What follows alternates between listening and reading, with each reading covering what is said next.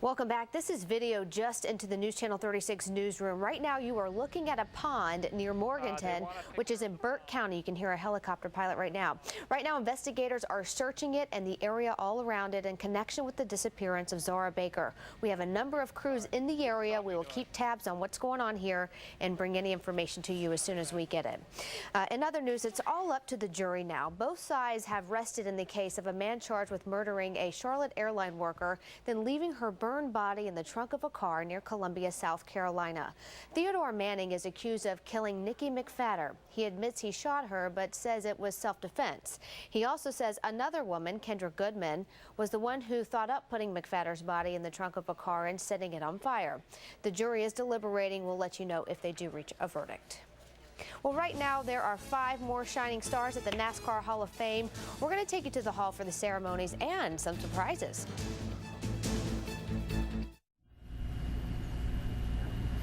And welcome back to Hickory, where the search continues for 10-year-old Zara Baker right now. I'm joined by Mayor Rudy Wright, the mayor of Hickory, and we appreciate you being with us tonight. Thanks so much. Well, thank you, Channel 36, for covering this. Yeah.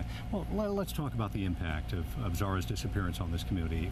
Anger, sadness, combination of things? I think dismay, some anger,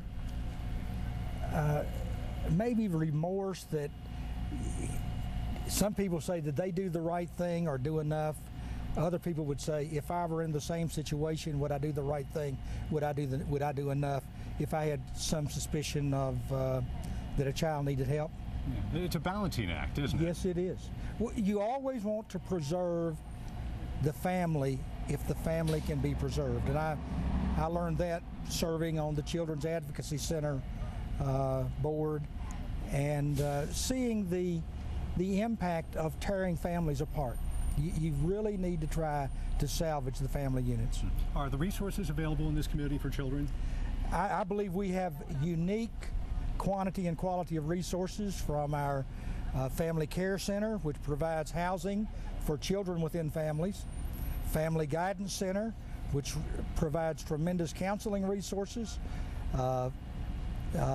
Grandparents Raising Grandchildren, which is a wonderful organization, and many others. And we have a lot of professionals that it's more than a job, it's a passion. I want to ask you about Zara was homeschooled, and you have some concerns. Not that you realize that there are wonderful homeschools out there, but at the same time you think there needs to be more attention given to checking up on the kids.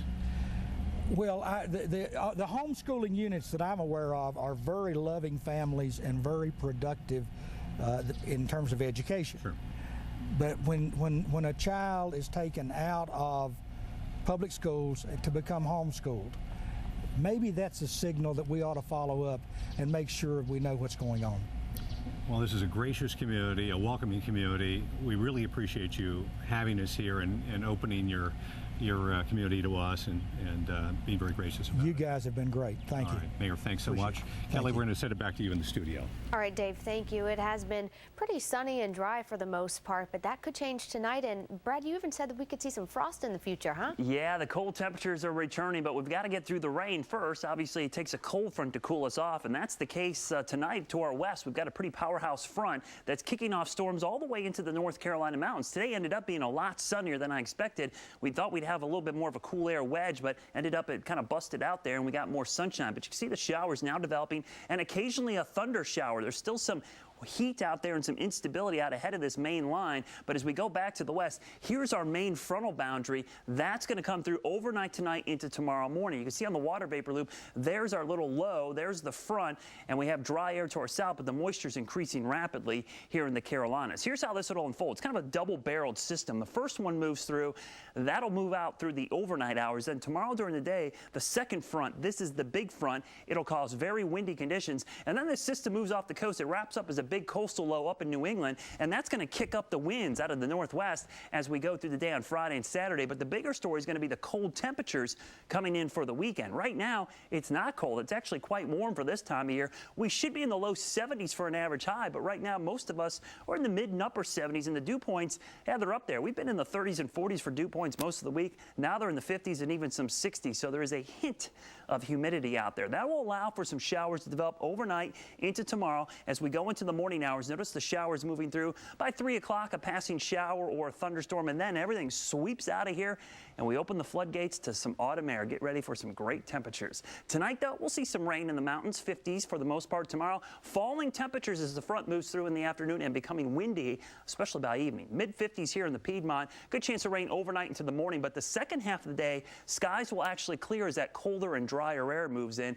It'll take a while for that front to get further east, so don't expect clearing until probably evening time. Temperatures could manage to still get into the mid-70s tomorrow afternoon. Look at the chilly temperatures Friday into Saturday, but look at those morning lows. We will definitely see probably some frost advisories in the North Carolina mountains either Saturday or Sunday morning. And even here in Charlotte, I wouldn't be shocked to see some patchy frost as we could drop all the way down to 38, but that's about the average here that we would start to see a frost here in the middle of October. It's about that time, and yes, we have some nice weather for the race. I know a lot of folks are looking forward to the big race this weekend, and some new names, some new inductees into the NASCAR Hall of Fame. Do you think there were any surprises? Big surprises today. Yeah. This is an interesting list today, Kelly. Landmark Day, NASCAR Hall of Fame. Some big names forced to wait yet again for induction, and some of the men who get in are surprises. You will hear from the newest members of the Hall. Emotional day next in sports.